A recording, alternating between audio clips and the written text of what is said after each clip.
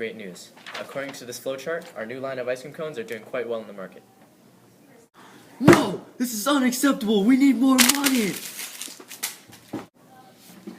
But how? Simple, really. We have to find a way to make our product outshine the competition. But what if... Cylinder scoops. Genius! So in order to maximize the volume of ice cream and the presentation, We would have to invent a cylindrical scooping device. in order to create ice cream cylinders that fit perfectly flush with the opening of the cone, Yet still deliver the maximum amount of ice cream possible. We must consult with our engineer Anne. To the super lab!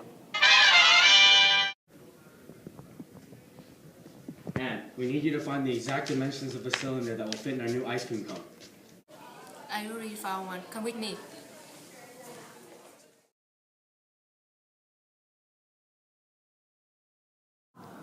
first, we need to maximize the cylinder volume, so we have to find the relationship to relate the cone to the cylinder.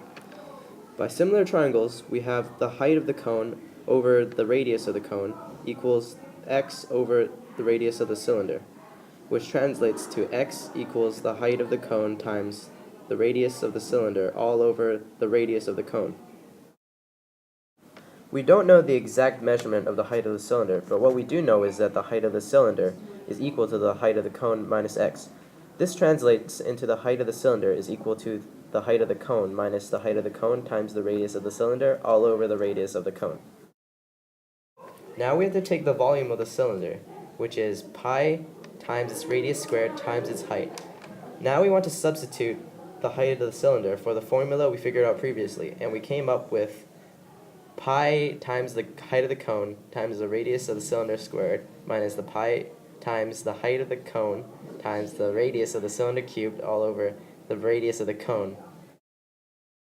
In order to have the biggest volume of the cylinder, we need to maximize the derivative of the volume, so we make the derivative equal to 0.